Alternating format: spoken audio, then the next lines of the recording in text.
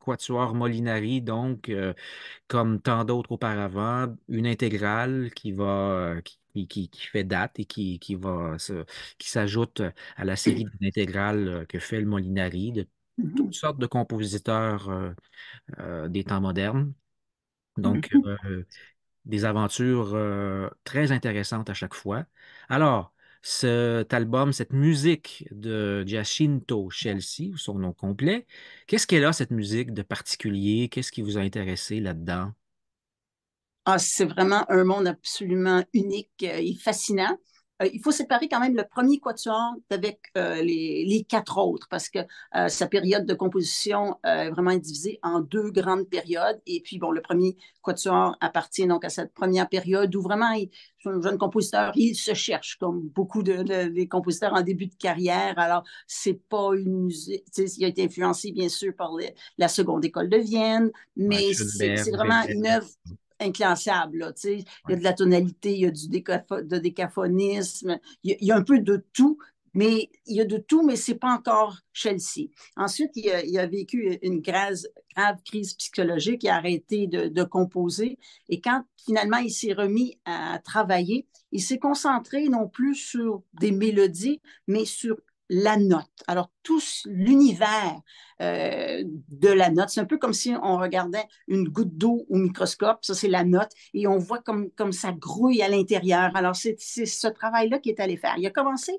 après sa grande crise, juste à pianoter une note très, très fort, puis là, il se concentrait sur le son. Ensuite, donc, il a fait, pour commencer, des œuvres pour piano seul. Ensuite, il a fait des œuvres avec des instruments à vent. Donc, déjà, les possibilités de couleurs étaient beaucoup plus larges. Et finalement, quand il a découvert vraiment les cordes, et en particulier le quatuor à cordes, là, c'était un univers absolument fascinant parce que comme vous disiez, c'est comme autour d'une note, mais tout ce qu'on peut faire avec les instruments à cordes, avec surtout un quatuor à cordes, donc la couleur, les registres, toutes les techniques d'archet, les ponticello, les collegno, sur la touche, et ensuite ben, le vibrato plus ou moins large. Il a même inventé une notation pour un vibrato normal, plus large, très lent.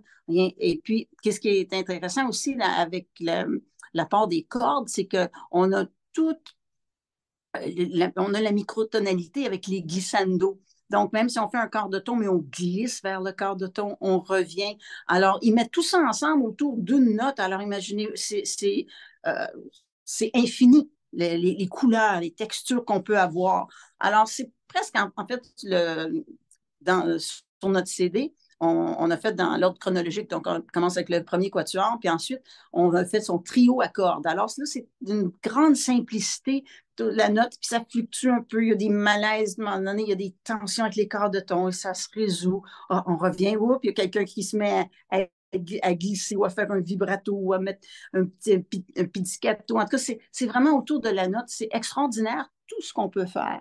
Puis là, ben, avec les autres quatuors, ben, ça évolue de plus en plus loin. Puis c'est vraiment fascinant. Son deuxième quatuor, par exemple, là, il introduit ce qu'il appelle un résonateur. C'est un genre de... C'est pas vraiment une sourdine, mais on met sur les cordes. Et puis, en fait, ça crée euh, un, un, un, un bruit, des parasites autour du son. À un moment donné, on se met à jouer fort, ça crée...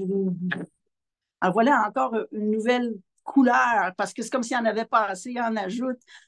C'est vraiment, il y a une drôle d'anecdote aussi, parce qu'il a présenté cette œuvre-là à un quatuor, et puis le violoncelliste, à un moment donné, il se lève, mais il dit, c'est épouvantable, je refuse de faire ça, mais vous êtes fou, et la musique que vous faites est complètement folle.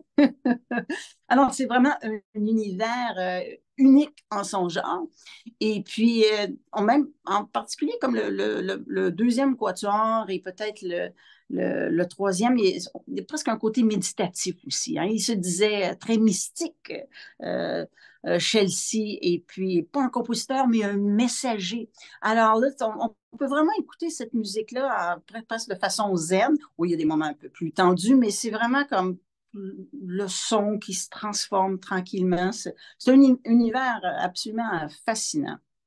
Ouais, Un, très difficile, mais vraiment, c'est Ben, oui, extraordinaire. ça reste une musique, on ne va pas se le cacher, c'est une musique qui est exigeante, là. Faut s'installer, puis il faut écouter, puis il faut porter attention, mais c'est une musique qui est fascinante. Et Ouais. comme tu le dis, Olga, c'est un homme de son temps aussi, hein, parce que tu me parles du résonateur, c'est un peu l'équivalent du piano préparé. J'ai l'impression qu'on a un violon préparé ou des cordes préparées. On met... Ce résonateur-là, il est utilisé seulement dans le deuxième quatuor et seulement à quelques endroits. Oui. Alors, et puis il fallait qu'on ne peut pas prendre n'importe quel résonateur. C'est une violoncelliste italienne, Francesca Witti, je crois son nom, Mhm. qui avec Chelsea, a créé Mhm. ce résonateur-là et elle l'a fait faire par un joaillier. En fait, c'est très, très simple, mais il fallait le faire faire. Puis nous, on a dû le commander, en faire faire. Et Ah puis, oui. c'est vraiment unique Mhm. pour ce quatuor-là. Ah oui, Alors, ah oui, oui. ouais, ouais, ouais, Aïe, c'est aïe, vraiment. aïe.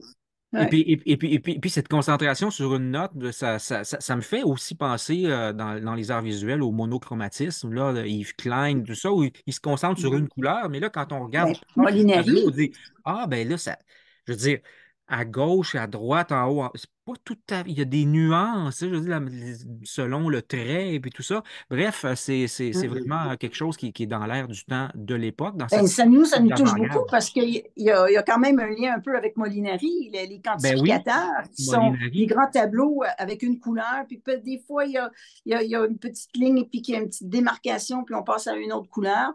Et j'aime beaucoup, beaucoup la pochette de notre CD parce que ça, aussi une œuvre de Molinari qui tourne autour justement du jaune, du vert, du ocre, et puis il y a des centaines de petits carrés ou rectangles. Et puis, c'est un peu ça, c'est cet univers, c'est lumineux, mais ça grouille. Alors, Ça ouais, grouille malgré le fait qu'on est vraiment centré, pratique. hyper Ouais. focalisé là, sur un détail qui est extrêmement précis. Euh, Quelle est la difficulté par rapport à d'autres œuvres que vous jouez d'habitude? Est-ce que c'est plus Ouais. dur de jouer du Chelsea? C'est quoi la Euh, difficulté de la chose pour C'est très techniquement difficile. Bon, jouer? bien sûr, c'est les quarts de ton. Il faut vraiment être. Au début, les quarts de ton, on dit, oh, c'est tout petit comme distance. Puis on se rend compte après un bout de temps qu'on est rendu qu'on fait des sixièmes de ton. Non, non, non, non. Alors, on prend beaucoup notre tuner, Mm. notre machine pour être sûr qu'on a vraiment les bons quarts de ton. Parce que c'est très important. Et puis, il faut savoir qu'est-ce que les autres jouent. Des fois, on dit, ah, t'as-tu un lent ou un lent plus? Parce que Chelsea aussi, quart de ton, il a inventé sa notation, il écrit un petit plus, ça veut dire un quart de ton par en haut, ou un Mm. moins, ça veut dire un moins 4, moins plus un quart. Et Eh on ben, dit, est-ce qu'on est faux ou est-ce que tu es vraiment comme un quart avec moi? OK, c'est bon. Mais les trois autres, on la note juste, puis il y a une personne qui vient comme eh, perturber un peu ça. Donc, c'est vraiment il faut vraiment bien analyser l'œuvre pour savoir il y a des moments extraordinaires où tout converge tout à coup vers l'unisson parfait, puis ça, c'est des moments extraordinaires. Pour moi, le quatrième quatuor, je pense que c'est l'œuvre la plus difficile que j'ai jamais jouée. Quand on l'écoute, ça oui. sonne tout à fait normal, mais la grande difficulté du quatrième quatuor, bien sûr, encore autour d'une note où on part d'une note et on s'en va vers une autre, mais cette fois-ci, c'est que je pense que trois des quatre instruments sont scordatura. Ça veut dire qu'on n'a pas l'accord normal en quinte sur nos instruments, sol, ré, la, mi pour le violon. C'est que j'avais sol, ma corde de ré était montée d'une carte. C'était un sol. Et ma corde de la était, je pense, un ton plus haut. En tout cas, c'est un nouvel instrument. Mm. Alors, c'est encore un jeu de couleurs parce que quand on écoute le quatrième quatuor, je l'ai écouté hier soir, puis c'est très fascinant comme couleur, mais c'est pas le son tout à fait habituel du quatuor parce que on va chercher des accords, des notes qu'autrement on ne peut pas faire avec l'accord normal de l'instrument et des couleurs. Parce que là, c'est un jeu de couleurs. Quand on prend notre corde de ré puis on la monte d'une carte, l'instrument est complètement. Ça crée une tension extraordinaire tellement que j'ai brisé deux cordes en montant les choses. Alors, j'ai appelé le Irvine Arditi, du Quatuor Arditi, qu'eux, ils ont fait ça il y a 25 ans. En passant notre enregistrement, c'est probablement. Je pense que c'est le seul depuis l'intégrale du Quatuor Arditi, je pense que c'est 1998, et Ouais, réédité ouais, en ouais. 2002. Mais Alors, j'ai dit, comment tu as fait? Ben, il dit, j'ai pris une corde de La, puis je l'ai baissée. Je l'ai mis sur à la place de la corde de Ré. Au lieu de monter d'une carte, il dit, j'ai baissé. Comme ça, on ne casse pas la corde. Mais là, c'est la sonorité qui est très, très différente. Et puis, parce que quand on joue d'un instrument à cordes, les cordes vibrent aussi par sympathie. Alors, si on joue mettons un sol, ben, la corde sur la corderie, le sol, la corde ouverte, va résonner par sympathie. Elle Il vibre, va oui, avoir le mouvement, elle oui, vibre. et puis c'est ça qui crée le son absolument extraordinaire des cordes parce que il y a plus que juste une note. Des fois, c'est l'instrument vibre avec cet accord-là. L'instrument est construit, la facture de l'instrument est faite pour que ça sonne comme ça. Donc, si on perturbe cet accord normal de l'instrument, ben, l'instrument ne va pas vibrer de la même façon. Alors, ce quatrième quatuor présente une couleur tout à fait différente parce que l'instrument vibre différemment. Même les fibres du bois ne sont pas habituées. Mais voyons qu'est-ce qui se passe. Alors, c'est vraiment fascinant. Puis je pense, comme je dis, c'est la musique la plus difficile que j'ai jamais jouée parce que je ne jouais plus mon violon, je jouais un autre instrument Ouais. complètement. Tous les repères sont différents. C'est ça, Et vous puis, perdez vos ouais, repères, là. Vous perdez vos repères, non seulement complètement. l'instrument, mais la musique elle-même, quand vous dites que vous savez même pas si vous êt faux ou pas. Ça veut dire qu'il faut pas que des musiciens de votre trempe ne sachent plus s'ils sont faux ou pas. C'est quelque chose, là. On est Ben, c'est rendu. parce qu'il faut savoir qu'est-ce que Ouais, les autres jouent, donc pour pouvoir ouais, s'ajuster. Et puis la façon que c'est écrit, c'est la note, la note qu'on veut entendre, mais donc c'est pas le doigté habituel. En tout cas, c'est vraiment tout un jeu intellectuel, ce quatrième quatuor-là.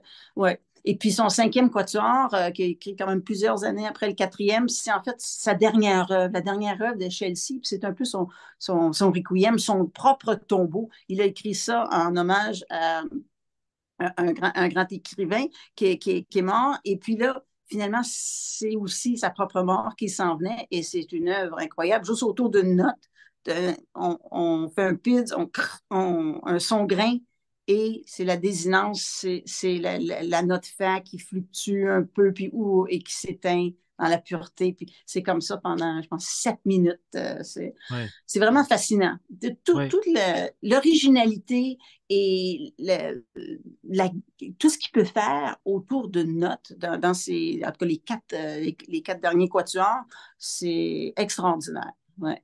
Ben, ça l'est assurément. Et puis, s'il y avait un quatuor ici au Canada digne de bien rendre cette musique, c'était bien celui du Molinari, hein.